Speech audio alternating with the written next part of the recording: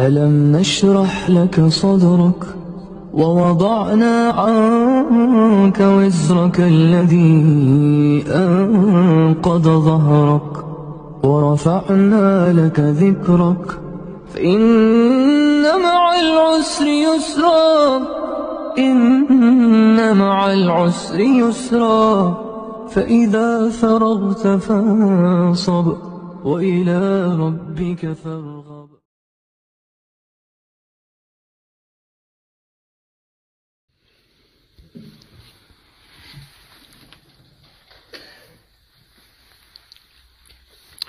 Au nom de Dieu, le clément, le miséricordieux, par essence et par excellence, que la paix et les bénédictions de Dieu soient sur lui, ainsi que sa famille, ses compagnons, chers frères et sœurs.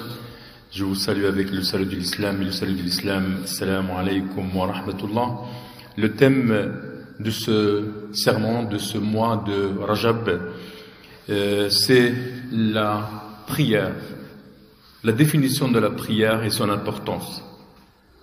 Sachez que, chers frères et sœurs, que la prière, parmi les actes d'adoration et les piliers de l'islam, la seule dans les piliers de l'islam qui fut instaurée, pas sur terre, mais dans le ciel lors de voyages nocturnes du prophète Mohammed sallallahu alayhi wa sallam, et de ce fait, ce devoir, cet acte est le plus important des actes. Et cette obligation est un honneur, son statut est élevé parmi les actes d'adoration. Et le prophète Mohammed sallallahu alayhi wa sallam, lorsqu'il ascenda, comme je viens de le dire, lors de voyages nocturnes, Allah a été généreux envers lui et envers la communauté musulmane de ce bienfait. Les prières, les 5 prières obligatoires, ils ont une importance très importante. C'est le pilier de l'islam et il n'est pas accepté par celui qui délaisse ou qui ne fait pas la prière par le jeûne, par le pèlerinage, par les aumônes, et quel que soit l'acte qu'on doit faire, ne peut enlever l'obligation et l'importance de la prière. On peut faire la prière à n'importe quel moment de notre vie, qu'on soit malade, qu'on soit assis. L'islam, il a donné une facilité pour rester en relation continuelle avec Allah subhanahu wa ta'ala. Et Allah, il a complimenté ses serviteurs, pas ceux qui font la prière, mais ceux qui accomplissent la prière et qui protègent et qui lui réservent la plus d'importance. Lorsqu'il dit dans le Coran, bienheureux sont certes les croyants. Et puis il dit, ceux qui sont humbles dans leur salat et qui se détournent des futilités et qui s'acquittent de la zakat et qui préservent leur sexe de tout rapport illicite, si ce n'est pas qu'avec leur épouse ou les esclaves qu'ils possèdent, car là, vraiment, on ne peut les blâmer. Il dit encore, et qui observent strictement leur salat. Ce sont eux les héritiers. Qui sont les héritiers?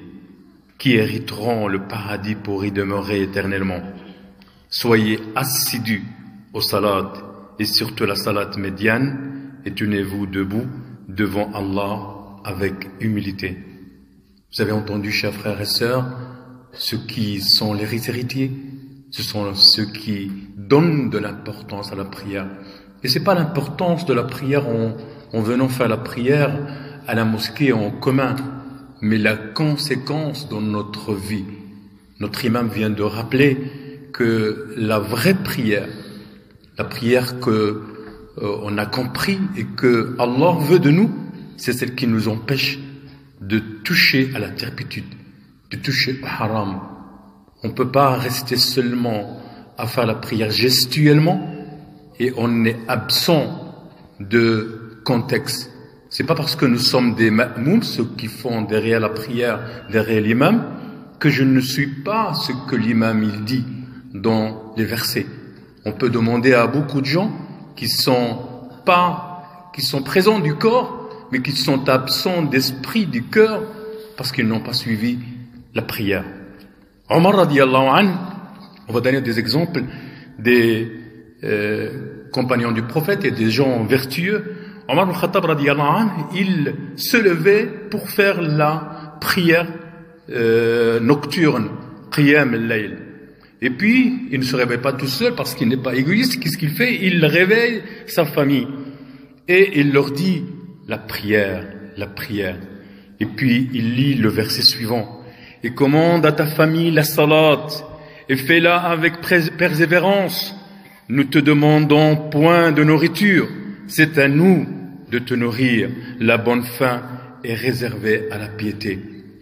Nous, quand on rentre à la mosquée pour faire la prière, comme dit et comme a rappelé notre imam, nos ancêtres vertueux, ils laissaient tous les tracas mondains et tous les tracas de la vie ici-bas, ils ont laissé leurs chaussures, le sandal, ils rentrent dans l'ambiance, dans l'espace de Dieu pour prier Dieu, pour être à Dieu, sans être tracassés par quel que soit de problèmes de cette vie ici-bas. Alors que vous avez entendu le compagnon du prophète, Omar radiyallahu anhu, qui il ne se réveille pas tout seul, mais qui a l'obligation de réveiller sa famille parce que c'est ça un des devoirs de musulmans et de l'époux ou de l'épouse. Et il y en a des ancêtres vertueux qui présentaient leurs condoléances. C'est un petit peu virtuel ce que je viens de dire par rapport à nous, que on fait la prière ensemble, on fait pas la prière, on rappelle pas les gens à la prière. À ce moment-là, ils présentaient leurs condoléances. Vous vous rendez compte? Pourquoi? Parce qu'il a fait défaut de ne pas faire la prière en commun.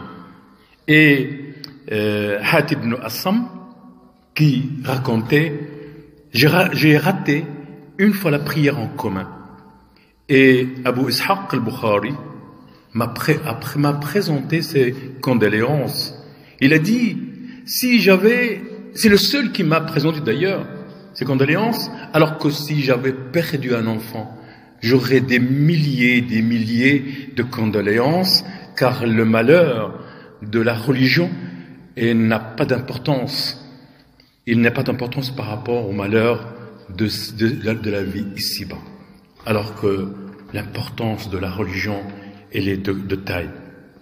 Et puis, un des ancêtres vertueux, Al-Jalil, Yunus ibn Ubayd, il a dit deux qualités qu'on a, et s'ils sont réformés, tous les actes de serviteurs, ils sont réformés, à savoir sa prière et sa langue. Sa prière et sa langue. Aux musulmans, combien on a tant besoin de cette prière qu'on est humble, qu'on est dans l'espace divin et que on est concentré dans tous nos actes. C'est-à-dire qu'on donne l'importance à chaque acte de la prière. Prosternation, inclinaison, ce qu'on dit, ce qu'on lit comme passage du Coran. Et dans un temps de tyrannie matérielle, et que dans un temps aussi de dureté de cœur, nous avons qu'Allah subhanahu wa ta'ala qu'on soit parmi les gens qui accomplissent vraiment la prière. Il est l'audient, le clairvoyant. Wa astaghfirullah li wa lakum wa li jami'il muslimin. Wassalamu alaykum wa rahmatullah.